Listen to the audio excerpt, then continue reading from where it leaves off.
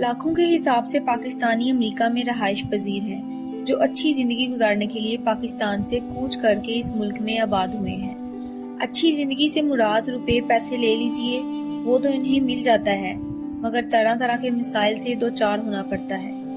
امریکہ کے جس گھر میں ٹھہری ہوئی تھی وہاں پر ایک ملازمہ جو کہ پاکستانی تھی، اس نے رو رو کر اپنی داستان سنائی کہ کیسے امریکہ میں بہتر روزگار کے لیے اپنے شوہر کے ساتھ آئی تھی، ہر دکھ اور سکھ میں اس کا ساتھ دیا، اتنی محنت کی کہ دونوں نے مل کر کھانے پینے کی اشیاء کا سٹور کھول لیا۔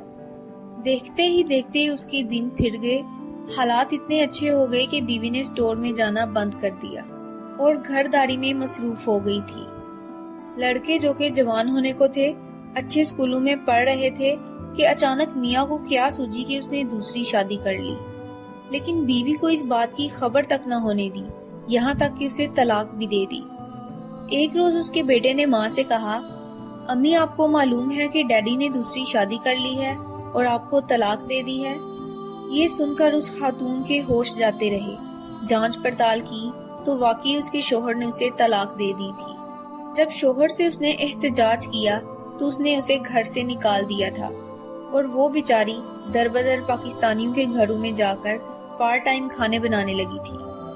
اس خاتون کو میں نے اپنی میزبان کے گھر میں دیکھا تو وہ شکل و صورت سے بالکل بھی ملازمہ دکھائی نہیں دے رہی تھی، اتنی مہذب کہ جی نہیں چاہتا تھا کہ اس سے کوئی کام لیا جائے، مگر اس بیچاری کی روزی کا مسئلہ تھا۔ میرا جی کٹ کر رہ گیا تھا۔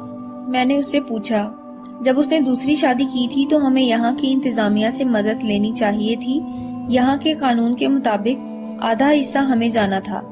وہ آنکھوں میں آنسو بھرتے ہوئے گویا ہوئی۔ اس شخص نے اتنی مہلت ہی نہیں دی کہ میں یہاں کی انتظامیہ کو بتا سکتی۔ بے یارو مددگار بچوں سمیت الگ پاکستانی گھر میں پناہ لینے پر مجبور ہوں۔ مجھے تو نکال دیا تھا مگر بچوں کو بھی اپنے پاس نہیں رہنے دیا ہے، ان کو بھی میرے ہمراہ گھر سے باہر نکال دیا ہے۔ بچے بیچارے اس قابل نہیں کہ کچھ کما سکیں، میں محنت مزدوری کر کے ان کو پڑھا رہی ہوں، جو ہی کسی قابل ہو جاتے ہیں تو اپنے شوہر پر مقدمہ دائر کر کے اپنا حصہ لوں گی۔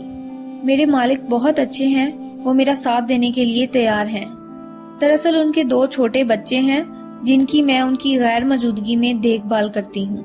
وہ دونوں ملازمت کرتے ہیں۔ انہوں نے مجھ سے وعدہ کیا ہوا ہے کہ میرا حق دلوا کر رہیں گے۔ ٹھیک ہے، حق تو مل جائے گا مگر شوہر تو ہاتھوں سے نکل گیا ہے۔ واقعی تم ٹھیک کہتی ہو، مگر ایسے شوہر کے پاس رہنے سے علیحدگی ہی اچھی ہے۔ دکھ سکھ میں تم نے ساتھ دیا اور جب اچھے دن آئے وہ خوشحال ہوا تو تم نے نظریں پھیر لی۔ ایسے لوگوں کو ضرور سزا ملنی چاہیے۔ تم اپنے مالک سے التجا کرتی رہو اور مقدمہ ابھی دائر کرو، پرانی بات ہو گئی تو ہو سکتا ہے تمہاری سنوائی نہ ہو۔ میری اس بات سے وہ دکھ بھرے لہجے سے بولی، میں ضرور مقدمہ کروں گی۔ کاش میاں پر میں کڑی نظر رکھتی تو آج یہ دن دیکھنا نہ پڑتا۔ جب سٹور اچھا خاصا چل پڑا تو ایک امریکی عورت نے میرے میاں سے التجا کر کے نوکری حاصل کر لی تھی اور سارا وقت وہ شوہر کے ساتھ کام کرنے لگی تھی۔ نہ جانے چپکے سے انہوں نے شادی رچا لی کہ مجھے کانوں کان خبر تک نہ ہوئی۔ آج میں اپنے برے نصیب کو رو رہی ہوں۔ واپس وطن کس منہ سے جاؤں، وہاں میری کتنی بے عزتی ہو گئی۔ اس کی دکھ بڑی باتوں سے میرا جی کٹ کر رہ گیا تھا۔ وہ عورت مظلوم و مجبور تھی، نہ جانے ایسی کتنی عورتیں مظلوم ہوں گی۔